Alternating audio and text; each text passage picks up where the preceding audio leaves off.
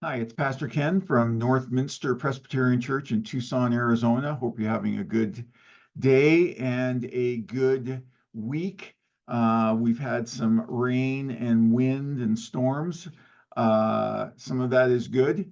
If you have dogs, it's not good. They usually freak out. At least our dogs do. But the rain has been nice, even though afterwards the sun comes out and it seems like it's more hot and humid than ever. But still thankful for the rain.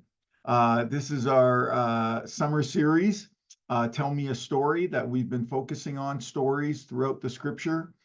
And today we've moved into the New Testament now in the last couple weeks.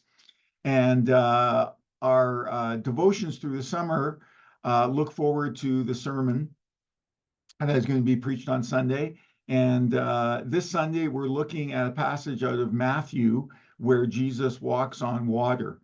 And it's a great story. It's told in three of the Gospels. Luke's the only one that doesn't mention it.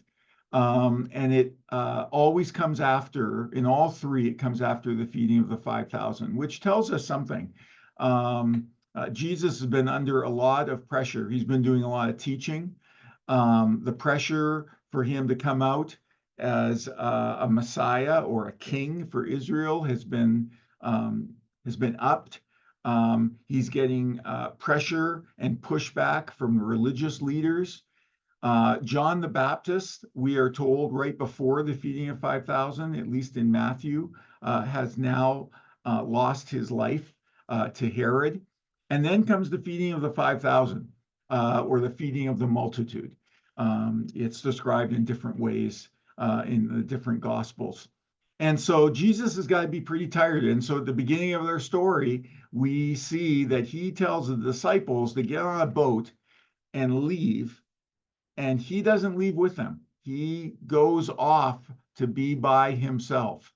One of the things we're going to talk about is sometimes we feel that way. Jesus kind of leaves us and says, you go one way, I'm going the other way. And we wonder, well, why can't you come with us? You know, Jesus, why don't you come to the boat? We'll let you rest there. But he doesn't. He needs to go off to the hillside. And then we get this great story. The story continues of Jesus walking on water. They're afraid, except for Peter.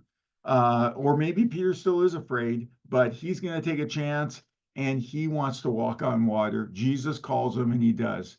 We don't know how far he gets, but it must have been pretty cool to walk on water, whether it was, 100 feet, 100 yards, 20 feet. And then, of course, he sees, he feels the wind and the waves that are around him, and he starts to sink, and Jesus saves him. And it's a story of faith. It's a story that we have seen over and over again in God's story. You can go all the way back to the stories that we've looked at in the Old Testament over these last few weeks.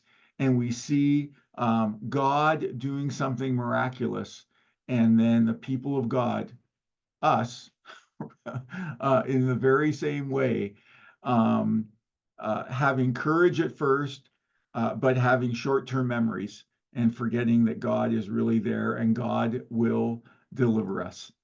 And then finally, they get back into the boat, Peter and Jesus. That must have been quite the scene. And the wind calms down, and it says that they worship Jesus. In fact, I'll read it for you. It says, "Truly, you are the Son of God." What an incredible way to end the story, by recognizing that Jesus is the Son of God. And all the signs that Jesus does, all the teaching that he does, points us to him being the Son of God and putting our faith in him. But sometimes we like to stay in the boat because we think that's the safest place. And so we're going to look at that a little bit.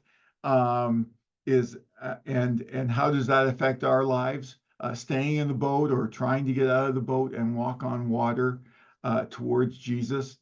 And we live in those two worlds, the two worlds that Peter lives in, and the worlds that the disciples live in, about our faith and how our faith works out in our lives. And so I hope you can join us this Sunday, whether it's online or in person, August 11th. And I think we're going to have a great time with this story. Worship, as always, will be wonderful with our music and all those that take part in it. So again, I hope you can join us. Have a great day. Have a great week, and blessings on you.